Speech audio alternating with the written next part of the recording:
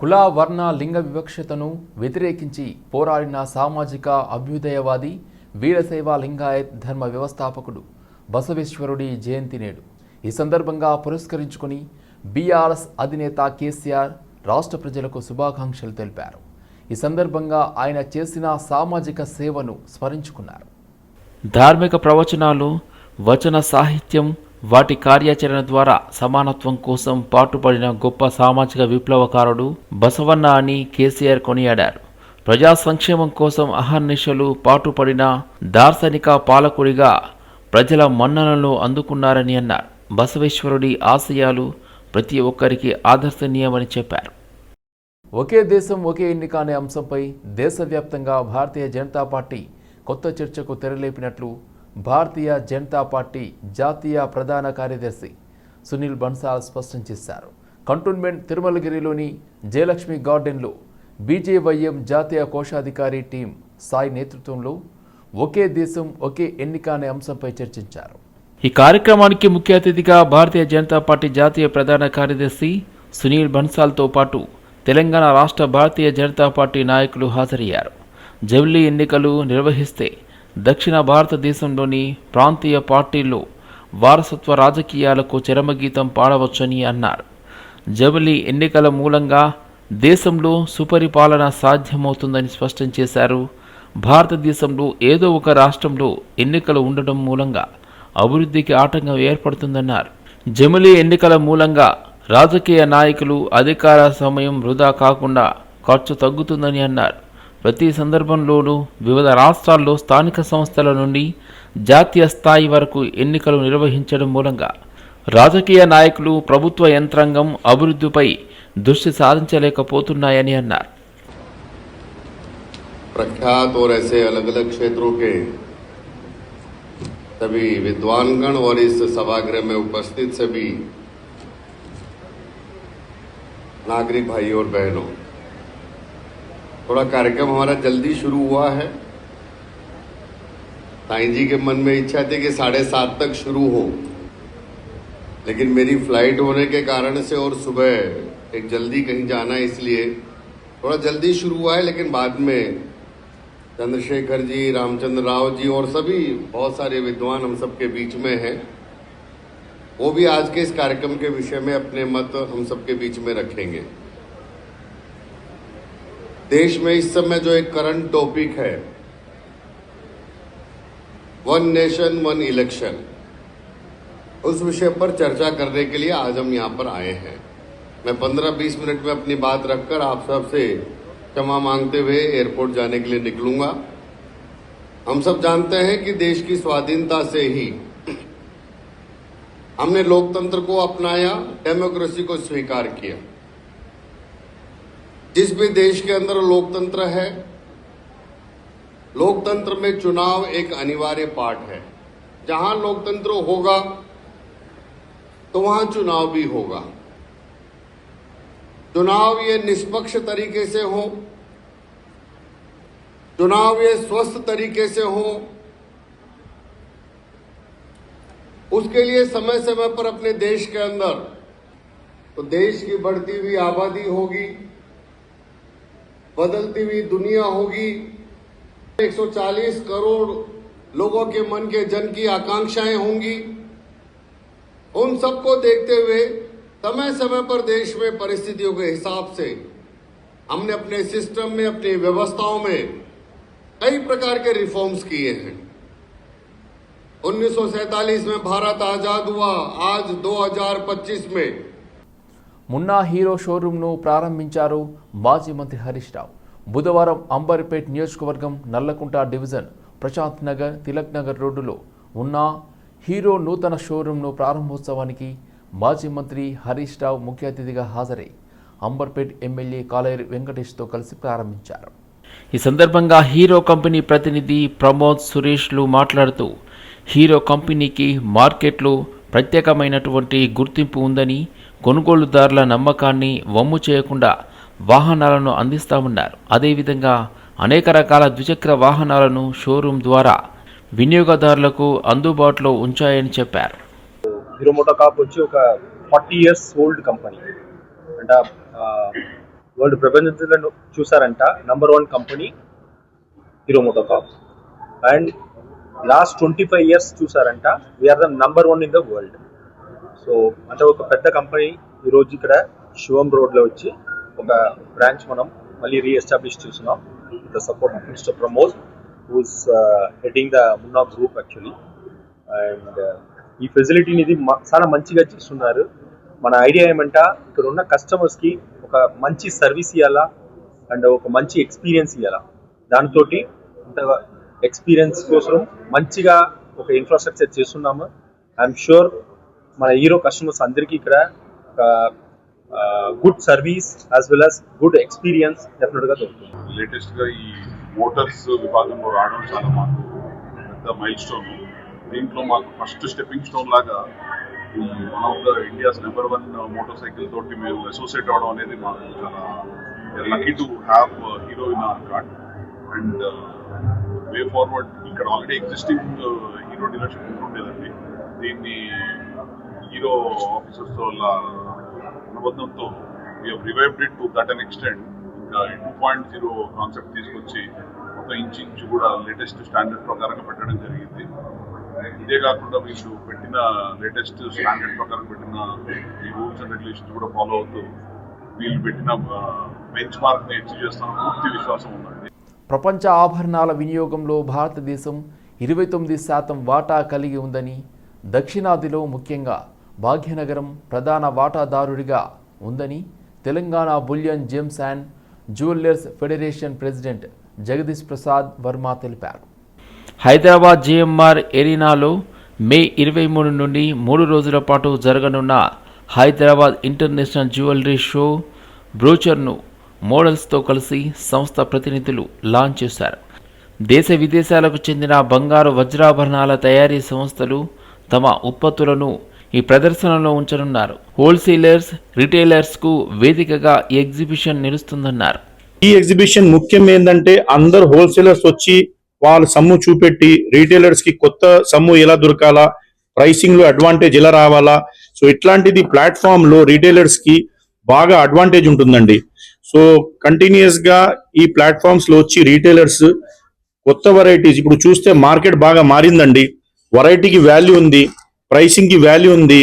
So ఆ రెండు ఇక్కడ వచ్చి వాళ్ళు బాగా దీనికి లాభం తీసుకొని వాళ్ళ బిజినెస్ కి పెంచవచ్చు. అండ్ బంగారం బిజినెస్ చూస్తే అసలు డైలీకి డైలీ పెరుగుతున్నాయి. ఆ మోహం అందరికి పెరుగుతున్నాయి, అందరికి మోహం ఉంది, తగ్గినప్పుడు ఉండదు అసలు. సో ఈ ఎగ్జిబిషన్ కి అడ్వాంటేజ్ తీసుకొని రీటైలర్స్ అందరు వచ్చి దీనికి మొత్తం ఏదేది ఉన్నాయి వాళ్ళకి మైండ్ లో కొత్త వెరైటీస్, కొత్త ప్రైసింగ్ కి అడ్వాంటేజ్ తీసుకోవచ్చు. సో అందరితోటి ఇదే అనురోధం ఉంది, మీరు వచ్చి దీనికి అడ్వాంటేజ్ తీసుకోండి. అండ్ గ్యారంటీగా మీకు కూడా లాభం ఉంటుంది.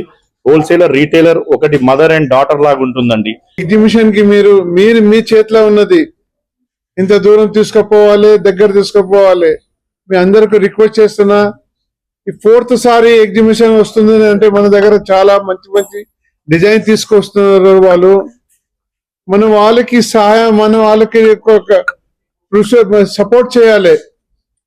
తాకి మన తెలంగాణ పికప్ కావాలి. తెలంగాణ ఇప్పుడు ఎలా తెలంగాణ పికప్ ఉన్నది మన తెలంగాణ. ఒక 10 years తోని తెలంగాణ డిస్ట్రిక్ట్ లా, ఇక్కడ హైదరాబాద్ లా మొత్తం షోరూమ్ సిటీలా, పంజాగుట్ట, హైటెక్ సిటీలా, ఇక్కడ near part market, general Bazaar, ఎక్కడ ఉంటే జ్యువెలరీ ఎగ్జిబిషన్, సిల్వర్ షాప్ ఉన్నది. కొత్త కొత్త కాంప్లెక్స్ అవుతుంది. మన ఇప్పుడు తెలంగాణ పికప్ చేయాలి. వాళ్ళకి మనం సపోర్ట్ చేసి ఈ కొత్త కొత్త డిజైన్ తీసుకొస్తున్నారు బయటతోని. జైపూర్, అక్కడ మీనా డిజైన్, కుందన్ డిజైన్, కలకత్తాలో నక్షి డిజైన్, కోయంబత్తూరులో వస్తుంది. చాలా పెద్ద పెద్ద డిజైన్, చాలా మంచి మంచి డిజైన్ తీసుకొస్తున్నారు వాళ్ళు. మన పిల్లలకు తీసుకుపోవాలి, మన ఫ్యామిలీకి తీసుకుపోవాలి, బిజినెస్ చేసే వాళ్ళకు. ఇది ఎగ్జిబిషన్ B2B ఉన్నది. ఒకటి మాత్రం ప్యూర్ B2B అంటే ఎగ్జిబిషన్ మన హోల్సేల్ వాళ్ళతోనే మన రిటైల్ వాళ్ళు తీసుకోవాలి. ఇది ఉద్దేశంతో వాళ్ళు ఇక్కడ పెట్టున్నారు. సంగారెడ్డి జిల్లా పటాన్చెరు నియోజకవర్గం గుమ్మడిదిల, జిన్నారం మండలాల్లో రైతు వేదికలో ఏర్పాటు చేసిన భూభారతి అవగాహన సదస్సులో జిల్లా పాలనాధికారి వల్లూరి క్రాంతి ప్రభుత్వ అధికారులు పాల్గొన్నారు. ఈ సందర్భంగా భూభారతి నూతన ROR చట్టానికి సంబంధించిన అంశాలను కలెక్టర్ వల్లూరి క్రాంతి వివరించారు. భూ సమస్యలను పరిష్కరించడమే లక్ష్యంగా ప్రభుత్వం రూపొందించిన భూభారతి ROR చట్టం 2025 ప్రభుత్వం రూపొందించిందన్నారు. ధరణిలో సమస్యలను దృష్టిలో ఉంచుకొని రైతుల సంక్షేమం కోసమే ఈ భూభారతి చట్టం తీసుకువచ్చారని, భూభారతి చట్టంపై ప్రతి ఒక్కరూ పూర్తి అవగాహన కలిగి ఉండాలని కలెక్టర్ పేర్కొన్నారు. ఏదైనా సమస్య పరిష్కారం కాకుంటే భూభారతిలో 3 అంచెల వ్యవస్థ ఉందని, ప్రజలందరికీ ఉచిత న్యాయ సేవలు అందుబాటులో ఉన్నాయని పేర్కొన్నారు. కొత్త చట్టంలో అటువంటి లేకుండా వికేంద్రీకరణ చేయడం జరిగింది. చాలా వరకు సమస్యలు రైతులకు అందుబాటులో ఉన్న మండల ఆఫీసు అంటే MRO గారే పరిష్కారం చేసే విధంగా కొత్త చట్టం ఏర్పాటు చేశారు. అలానే అక్కడ పరిష్కారం కానీ RDO లెవెల్లో అయ్యే విధంగా కేవలం నిషేధిత జాబితాలో ఉన్నవి మాత్రమే కలెక్టర్ వరకు వచ్చే విధంగా అధికారాల వికేంద్రీకరణ చేయడం జరిగింది. ఇది వరకు అన్నీ కూడా జిల్లా కలెక్టర్ గారు పరిష్కారం చేయాల్సింది. దాంట్లో కొన్ని CCL వరకు వెళ్ళేది కాబట్టి కొంత ఆలస్యం ఇటువంటివన్నీ కూడా డిలే అవ్వడం పట్టేది మనం చూసేవారం. కానీ ఇప్పుడు MRO ఆఫీసు RDO ఆఫీస్లోనే పరిష్కారం అవుతాయి కాబట్టి త్వరగా రైతులకు వారి భూ హక్కులు పొందడానికి కూడా త్వరగా అయ్యే అవకాశం ఉంది. అలానే కొత్త చట్టంలో నోటీస్ అండ్ ప్రొసీజర్ ఫాలో అవ్వడం అన్నది కంపల్సరీ చేయడం జరిగింది. ఇది వరకు మనము ఎటువంటి నోటీస్ లేకుండా పేర్లు మార్చారు, మాకు తెలియకుండా మా ఫాదర్ వాళ్ళు చేసుకున్నారు, మాకు తెలియకుండా మా పేర్లు తొలగించారు, ఇటువంటి కంప్లైంట్స్ కూడా వచ్చేవి. కానీ ఇప్పుడు ప్రొసీజర్ అన్నది కంపల్సరీ ఫాలో కావాలి. ఎటువంటి సవరణ చేసి మేడ్చల్ జిల్లా చెర్లపల్లి రైల్వే టెర్మినల్లో మౌలిక వసతులు కల్పించి ట్రాఫిక్ సమస్యలను పరిష్కరించి రోడ్ల విస్తరణలు చేపట్టాలని డిమాండ్ చేస్తూ ఈరోజు చెర్లపల్లి రైల్వే టెర్మినల్ ముందు బీజేపీ ఆధ్వర్యంలో బైఠాయించి ధర్నా నిర్వహించారు. ధర్నాను ఉద్దేశించి ఉప్పల్ మాజీ ఎమ్మెల్యే NVSS ప్రభాకర్ మాట్లాడుతూ తెలంగాణ రాష్ట్ర ప్రభుత్వం మొద్దు నిద్రలో ఉందని, భారత ప్రభుత్వం 450 కోట్లతో చెర్లపల్లి టెర్మినల్ నిర్మించి వర్చువల్గా 4 నెలల క్రితమే మోదీ చేతుల మీదుగా ప్రారంభించినా ఇంతవరకు రాష్ట్ర ప్రభుత్వం ప్రయాణికులకు కనీస వసతులు కల్పించకపోవడం సిగ్గుచేటన్నారు. రోడ్లు, వీధి లైట్లు, బస్సు సౌకర్యం, కనీస వసతులు లేక ప్రజలు ఇబ్బందులకు గురవుతున్నారని ఆవేదన వ్యక్తం చేశారు. 15 రోజుల్లో ప్రజలకు కావాల్సిన వసతులు కల్పించకపోతే రాష్ట్ర ప్రభుత్వాన్ని అష్టదిగ్బంధనం చేస్తామని హెచ్చరించారు.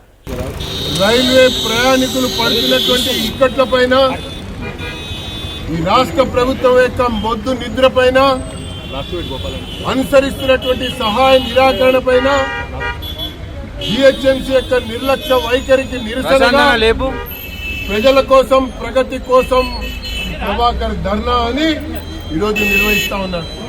నేను ఎమ్మెల్యేగా ఉన్న సమయంలో ఈ చెర్లపల్లి రైల్వే టెర్మినల్ ని అభివృద్ధి చేయాలని, ఇక్కడ రైల్వే టెర్మినల్ ని నిర్మాణం చేయాలనేటువంటి ఆలోచనతో మరి అప్పటి ముఖ్యమంత్రి కేసీఆర్ గారిని, మీరు ఉన్నటువంటి రైల్వే భూమికి అదనంగా మీరు భూమి ఇవ్వండి, ఇస్తే ఇంకా పెద్దగా నిర్మాణం చేస్తామని చెప్పని ఎన్నో సందర్భాల్లో కలిసి వారిని కోరడం జరిగింది.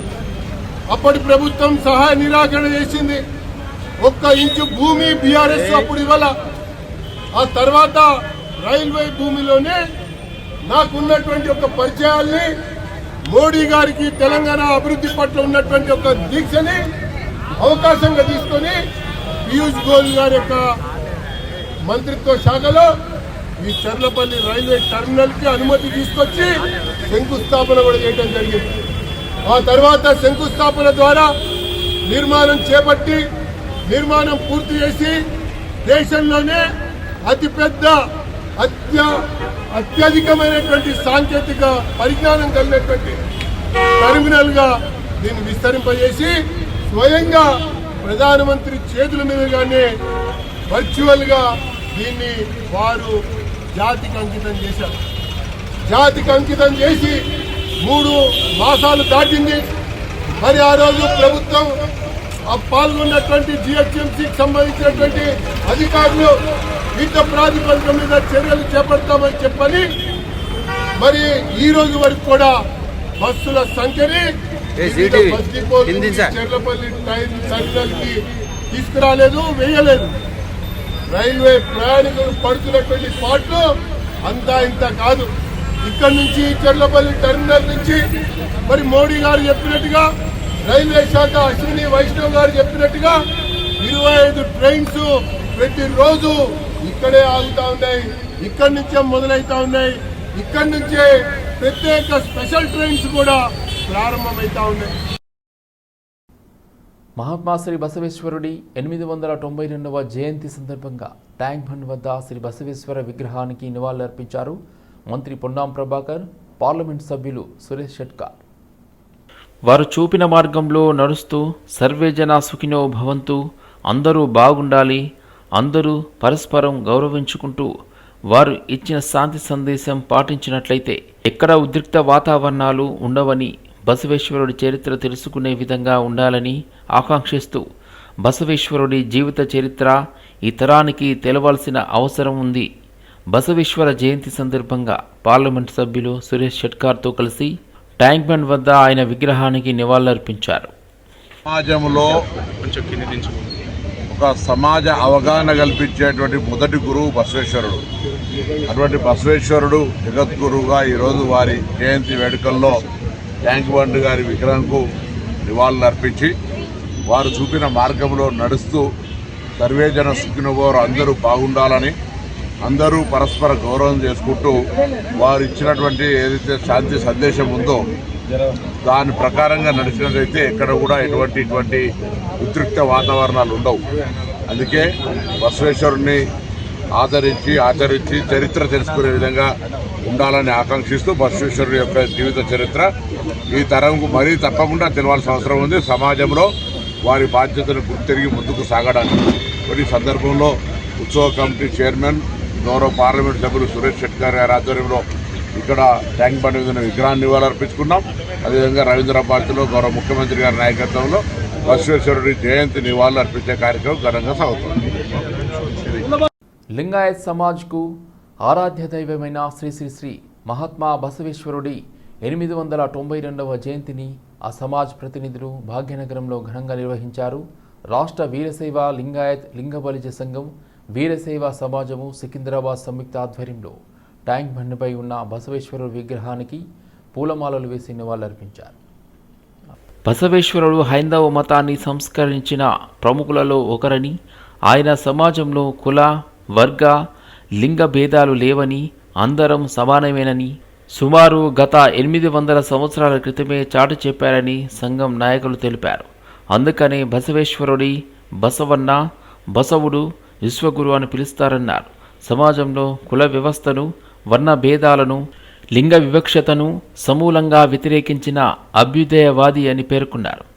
లింగాయత ధర్మం స్థాపించారు. బసవేశ్వరుడు బోధించిన సంప్రదాయమే అనంతర కాలంలో లింగాయత ధర్మంగా స్థిరపడిందన్నారు. అందుకే ప్రధాని నరేంద్ర మోదీ నూతనంగా నిర్మించిన పార్లమెంట్ ఆవరణలో బసవేశ్వరుడి విగ్రహాన్ని ప్రతిష్ఠించారని తెలిపారు. మహాత్మా బసవేశ్వర జయంతోత్సవ అందరికీ, తెలంగాణ వాసులందరికీ కూడా శుభాకాంక్షలు తెలియజేస్తూ, మహాత్మా బసవేశ్వరుడు 12వ శతాబ్దంలో అందరికీ సమానత్వం, స్త్రీలకు సమాన హక్కు, బాల వివాహాలు రద్దు చేసుడు, ప్లస్ వితంతులకు వివాహము, ఇవన్నీ కూడా సంఘ సంస్కరణలు ఎన్నో చేశాడు. 12వ శతాబ్దంలో ఆయన చేసిన అనుభవ మండపంలో ఈరోజు పార్లమెంటుకు ప్రతీకగా నిలబడ్డది. కాబట్టి ఈరోజు మహాత్మా బసవేశ్వర జయంతి చాలా ఘనంగా ప్రతి ఊర్లో కూడా జరుపుకుంటున్నారు.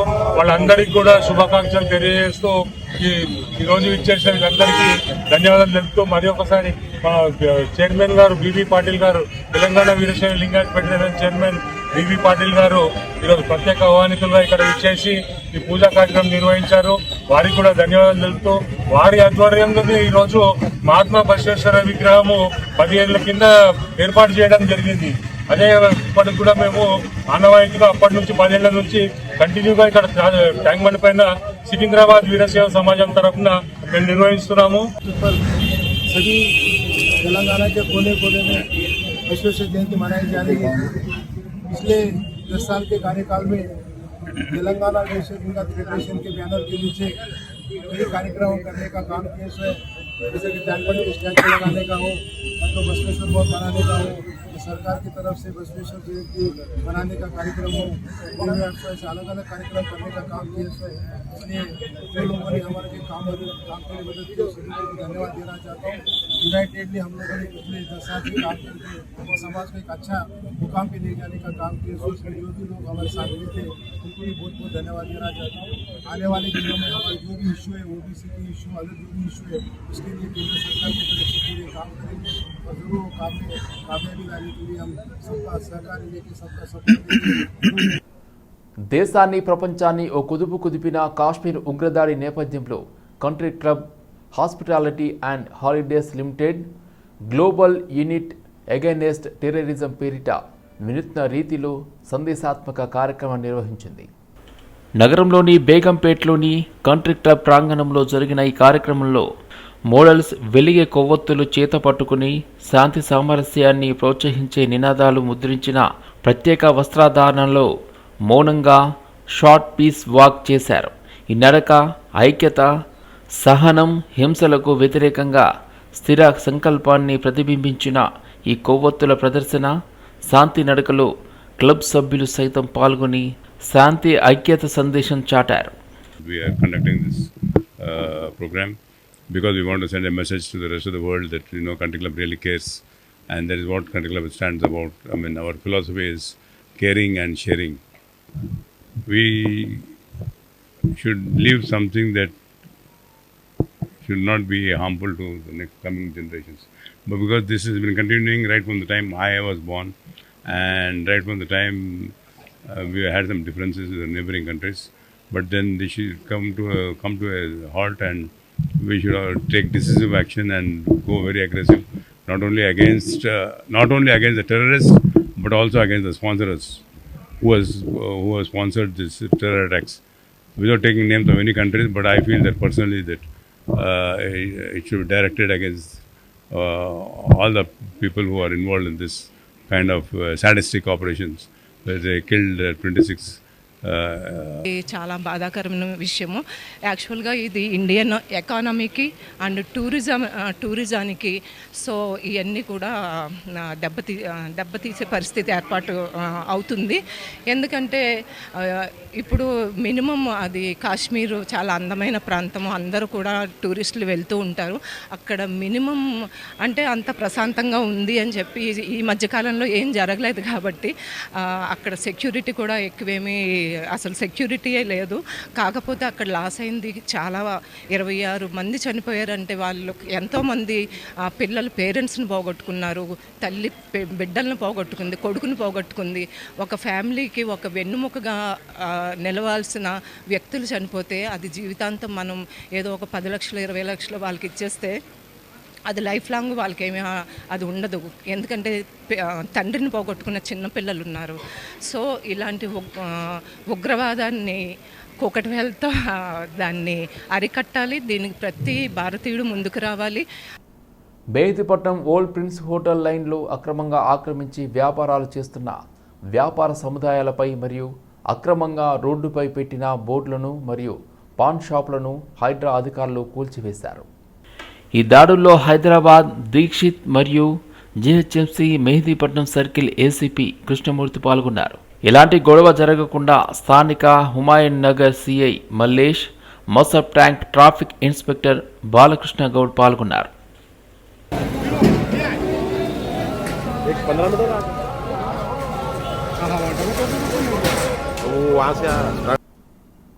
ఎంబీబీఎస్ సీట్లు ఇప్పిస్తానని